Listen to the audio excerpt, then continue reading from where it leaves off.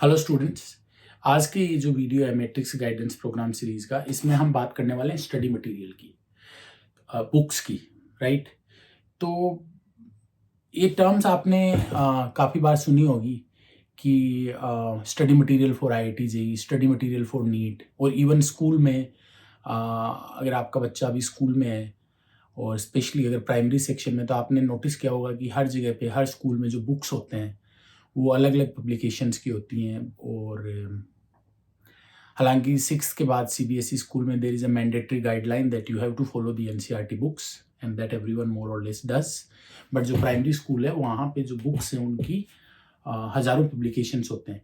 तो study material का पर से कंपटीशन प्रिपरेशन में कितना रोल होता है, and how do we define, because naturally कोई भी स्कूल है या कोचिंग इंस्टीट्यूशन है including us, we will say that our books, our study material is best. तो जो क्या डेफिनेशन है, how do we say that this is the best study material.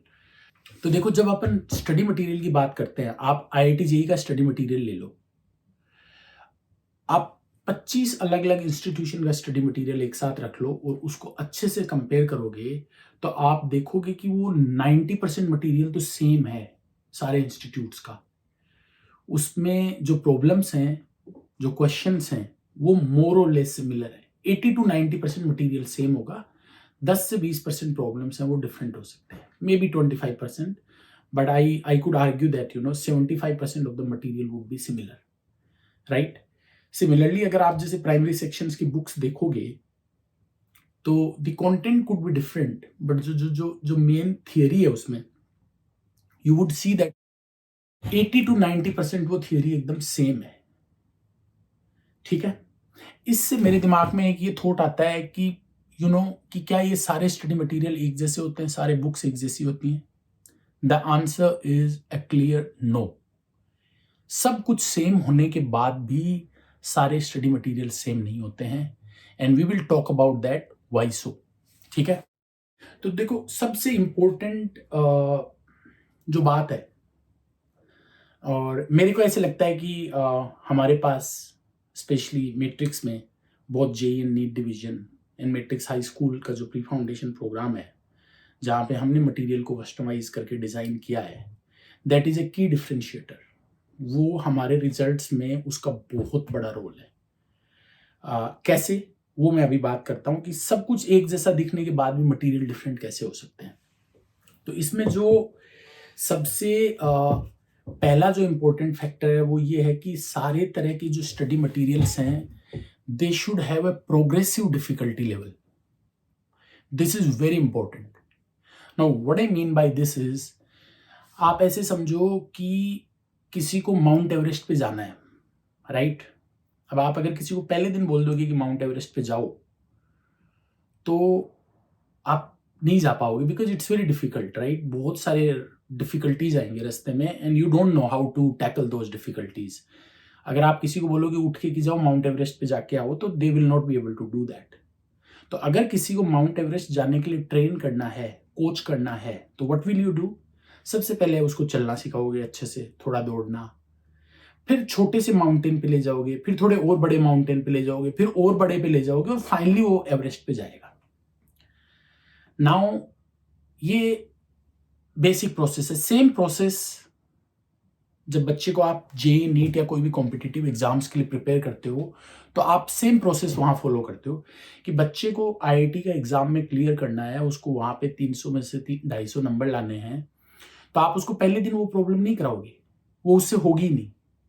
आप उसको पहले इजी प्रॉब्लम कराओगे, फिर थोड़ा और डिफिकल्ट प्रॉब्लम कराओगे, फिर और डिफिकल्ट कराओगे, फाइनली उस लेवल तक लेके जाओगे। नाउ माउंटेनियरिंग वाले में तो क्योंकि 10 तरह के माउंटेन है, तो ये इजी है कि यार इजी से टफ जाओ, वो हमें देख के पता लग जाता है कि कहाँ पे कितना हाइट है, कितना टेम्परेचर है, कितना डिफिकल्टी है। बट जब अपन कोई कॉम्पिटिटिव एग्जाम्स के स्टडी मटेरियल की बात करते हैं, अगर आईआईटी के एग्जाम में करूँ तो मैं फिजिक्स, केमिस्ट्री, मैथ्स तीनों सब्जेक्ट्स में मिला के 100 चैप्टर होते हैं, और हर चैप्टर में बच्चा 300-400 क्वेश्चंस करता है साल भर में। तो एक तरह से 30-40,000 क्वेश्चंस होते हैं, तो उनमें उनको वो डिफिकल्टी लेवल के हिसाब से कराना, दैट इज वेरी डिफिकल्ट। आपको क्या करना होता है, टीचर को उसने किस तरह से पढ़ाया है उसके हिसाब से वो स्टडी मटेरियल जो है वो इतना अलाइंड होना चाहिए कि बच्चे को कंटिन्यूअसली एक्स्ट्रा डिफिकल्टी क्वेश्चंस मिले। वो एक्सरसाइज में तो है ही, but even in a given exercise कि पहले एक छोटी चीज हो रही है, फिर नेक्स्ट उससे थोड़ी डिफिकल्ट हो रही है, फिर और डिफिकल्ट हो रही है, फिर उन तीनों को मिला के हम बच्चे से कुछ करवा रहे हैं, फिर और डिफिकल्ट और डिफिकल्ट और डिफिकल्ट, ऐसे हम जा रहे हैं। तो ये बहुत इंपॉर्टेंट फैक्टर है कि प्रोग्रेसिवली डिफिकल्ट मटेरियल होना चाहिए आपका। और इस चीज के ऊपर, इस चीज को करने में बहुत मतलब hundreds and hundreds of hours लगते हैं टीचर्स को जो पढ़ाते हैं, जो वहाँ पे HODs होते हैं, कि ये कैसे देखना चाहिए, और इसका बच्चे को बहुत सारा बेनिफिट होता है। So this is the first important factor कि सब प्रॉब्लम्स तो सब जगह वही हैं, बट वो किस ऑर्डर में बच्चे को मिल रहे हैं, किस ऑर्डर में बच्चे को करने को दिए जा रहे हैं, टीचर उनको कैसे करवा रहा है, वो कैसे अरेंज्ड है, that is what is most important factor. क्योंकि एवरेस्ट पे आपको भेजना है तो आपको पता तो है कि पहले ये 6 जगह 7 जगह जाना चाहिए, बट वो किस ऑर्डर में जाना है दैट इज नॉट ईजी। और एवरेस्ट वाले में तो फिर भी इजी हो सकता है क्योंकि 6 माउंटेन्स है, बट यहाँ पे तो मैं 40,000 क्वेश्चंस की बात कर रहा हूँ। तो 40,000 चीजों को उस ऑर्डर में अरेंज करना कि पहले क्या करवाएं और बाद में क्या कराएं, that is not an easy task. That is the first thing. दूसरी जो इंपॉर्टेंट चीज है, study material should be comprehensive but it should not be repetitive. What I mean by this is, बच्चे का जो स्टडी मटेरियल है उसमें वो सारी चीजें होनी चाहिए जो एग्जाम में पूछी जा सकती हैं या पहले पूछी गई हैं, बट उसमें बेफालतू के without any valid reasons there should be no repetitions. मैं ऐसा क्यों बोल रहा हूं, आप इस चीज को समझो कि अगर मैं जैसे नीट में केमिस्ट्री की आप बात करो और मार्केट में जितनी तरह की किताबें अवेलेबल हैं, या जेई में केमिस्ट्री में मार्केट में कितनी तरह की किताबें और स्टडी मटेरियल अवेलेबल है, उसको अगर आप एक रूम में इकट्ठा करो तो ऐसी हजारों किताबें और मटेरियल हो जाएगा। एक बच्चा 2-3 साल के इंटरवल में उतना मटेरियल कर पाना तो दूर, वो उसका एक एक पेज पलटे ना पूरे दिन बैठ के कि आज मैं डेली 1000 पेज पलटूंगा, तो वो एक बार वो सारे क्वेश्चंस को देख भी नहीं पाएगा। इसका मतलब क्या है, बच्चे के पास लिमिटेड टाइम है और उस टाइम का बेस्ट यूज करने के लिए आपको ये इंश्योर करना है कि आपका जो मटेरियल है उसमें बेफालतू का रिपीटिशंस ना हो, क्योंकि उससे क्या होगा, उससे बच्चे का टाइम वेस्ट होगा। और जैसे ही टाइम वेस्ट होगा इसका मतलब उसके पास कोई इनफाइनाइट टाइम तो है नहीं, बच्चे के पास तो लिमिटेड टाइम है। अगर आपने इतना वेस्ट कर दिया तो इतना ही बचा है। तो बच्चे का जो टाइम है वो वेस्ट नहीं होना चाहिए, वो पूरा का पूरा टाइम प्रोडक्टिवली यूज हो। इसके लिए रिलेवेंट चीजें होनी चाहिए, सारी चीजें होनी चाहिए, कॉम्प्रहेंसिव होनी चाहिए, बट कोई भी चीज उसमें बेफालतू में रिपीट नहीं होनी चाहिए, बार बार एक ही चीज को इस तरह से उस तरह से उस तरह से, उससे बच्चे का टाइम वेस्ट होता है। तो this is a very important factor that we should remember when we are designing the study material for students। ठीक है, so that's the second most important factor। तीसरा फैक्टर क्या है कि स्टडी मटेरियल जो है वो बड़ा छोटा होने से कुछ नहीं होता। कई बार हमें लगता है कि यहाँ पे तो इतना ही कराया, वहां पे तो इतना मटेरियल कराते हैं, that's not important. What is important is study material should be relevant. And what I mean by this is, JEE और नीट का सिलेबस फिजिक्स और केमिस्ट्री में एकदम एक जैसा होता है, राइट? एक ही चैप्टर होते हैं क्योंकि दोनों स्कूल वाली फिजिक्स है, स्कूल वाली केमिस्ट्री है, बट दोनों का जो स्टडी मटेरियल होता है वो एकदम डिफरेंट होता है। अगर आप जैसे कोई एक चैप्टर, कोई भी चैप्टर ले लो आप फिजिक्स का, उसका फिजिक्स का नीट का स्टडी मटेरियल देखो और जेईई का देखो, आप देखोगे कि वो दोनों स्टडी मटेरियल एकदम अलग होंगे, अच्छे इंस्टीट्यूशन के ऑफ कोर्स। ऐसा क्यों? क्योंकि भले ही इट कुड बी पॉसिबल कि वो थ्योरी दोनों में सेम है, but the way the problems are asked, the way questions are framed in exams, that is entirely different. And because of that आपका अगर मटेरियल रिलेवेंट है तो वो अलग अपने आप ही हो जाएगा। तो इंस्टीट्यूशन को मटेरियल दुनिया भर की प्रॉब्लम उठा के इकट्ठी तो कोई भी कर सकता है, that is not important. What is important is when we are designing that material, we are ensuring कि उसमें, क्योंकि बच्चे के पास लिमिटेड टाइम है, तो वही चीजें जाएं उस थ्योरी पे जो एक्चुअल में वो जिस एग्जाम के लिए प्रिपरेशन कर रहा है उसके लिए रिलेवेंट है। तो तीसरा जो इंपॉर्टेंट पॉइंट था कि जो आपका मटेरियल है that should be relevant. It could B small, it could B big, depending on the requirement. And बड़ा होने का मतलब अच्छा नहीं है, इट शुड बी रिलेवेंट। ठीक है। चौथा जो सबसे इंपॉर्टेंट फैक्टर है, it should be error free. it should be error free, and it is a very important point. I can't stress enough on this point कि मटेरियल का error free बिना error के होना कितना इंपॉर्टेंट है। कारण क्यों है ऐसा? ऐसा इसलिए है कि बच्चा बहुत बार क्या होता है, घर पे अकेला पढ़ता है, उसके पास टीचर की एक्सेस नहीं होती है। उसने कुछ क्वेश्चन सोल्व किया, उसने अपना आंसर की में आंसर मैच किया और आंसर मैच ही नहीं हो रहा है, तो उसको लगता है कि वो गलत है। मान लो अगर आंसर गलत है तो बच्चे का पहला जो इम्प्रेशन होता है, क्योंकि जनरली कि यार आंसर की मतलब वो तो सही होगी, तो फिर वो सोचता है वो गलत है, क्या गलती की है, तो उसका जो कॉन्फिडेंस है अपने करने के तरीके में वो कम हो जाता है, क्योंकि उसने तो सही किया है बट उसको ऐसे लग रहा है कि उसने गलत किया है। उसका वो कॉन्फिडेंस कम हो जाता है, उससे वो कंफ्यूज हो जाता है।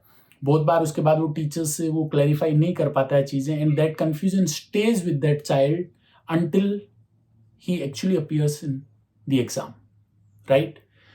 तो हर जो आपके मटेरियल में गलती होती है उससे बच्चे को काफ़ी सारा नुकसान होता है। उसको कन्फ्यूजन पैदा होता है, उसको स्ट्रेस आता है उससे, उसका अपने आप पे कॉन्फिडेंस कम होता है कि मेरे से ये नहीं हुआ, उसका टाइम वेस्ट होता है, सारी चीज़ें होती हैं। तो that is a very problematic area. आपके मटेरियल में एरर नहीं होनी चाहिए, it should be error free. Now that said, कोई भी मटेरियल, कोई भी बुक कभी भी 100% एरर फ्री नहीं हो सकता। It's a human limitation. हमारा भी जो मटेरियल है हमने उसको 7 6 बार प्रूफ रीड कर लिया है, बट फिर भी उसमें एरर रह ही जाते हैं। एक आध चैप्टर में, कभी 2 चैप्टर में एक जगह, कभी एक चैप्टर में 2 जगह, एक आध क्वेश्चन की आंसर की में, कहीं थियोरी में, देयर आर प्रॉब्लम्स। जो बड़े से बड़े बुक्स हैं उनमें आज तक भी अभी भी एरर हैं, क्योंकि लिमिटेड आइट्रेशंस होते रह जाते हैं 1-2 एरर, राइट?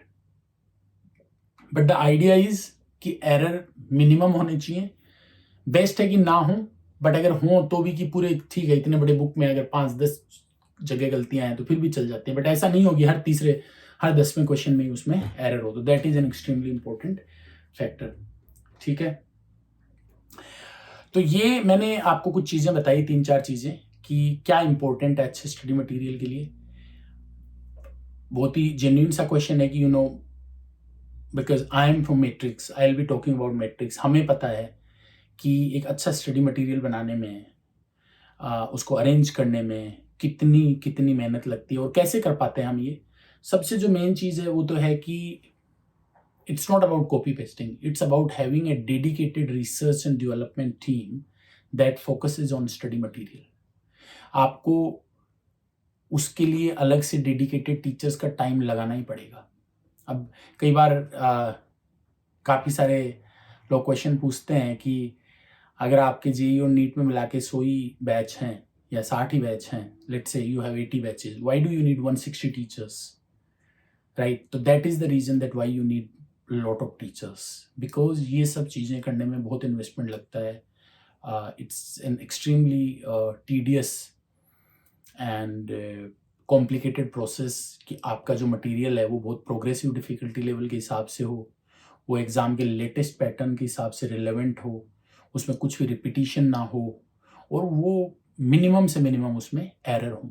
ये चीज़ें इंश्योर करने के लिए बहुत टाइम, बहुत घंटे लगते हैं, और 1 साल नहीं लगता, हर साल लगता है, क्योंकि हर साल आप नए मटेरियल को हर बार मॉडिफाई तो करना ही होता है। कई बार एग्ज़ाम का पैटर्न चेंज हो जाता है, जेईई में तो स्पेशली ऐसा होता है, नीट में भी हो जाता है कई बार थोड़ा बहुत कि अभी एनसीईआरटी फोकस्ड हो गया है ज़्यादा from last few years and so on. तो आपको हर साल करना पड़ता है और आपको बहुत डिलीजेंटली, मेटिकुलसली करना पड़ता है। सेम चीज़ स्कूल में है। जब प्राइमरी स्कूल में बुक्स की बात आती है तो we have been through like 30 different publications, that which books are the most important for, most beneficial for our students. तो वो उसके बेसिस पे उसका डिसीजन हो पाता है। तो anyways, this is all I wanted to share कि स्टडी मटेरियल बुक्स का प्रिपरेशन में, स्कूल में, कोचिंग इंस्टीट्यूट्स में क्या रोल होता है, and we at Matrix how do we ensure that our students have access to best possible study material and best possible books when they are in primary schools, whether they are in foundation, pre-foundation, target batches, जहाँ पे भी वो हैं उनको उनके exam के लिए best possible material मिल पाए। That's our motto. Thank you for watching.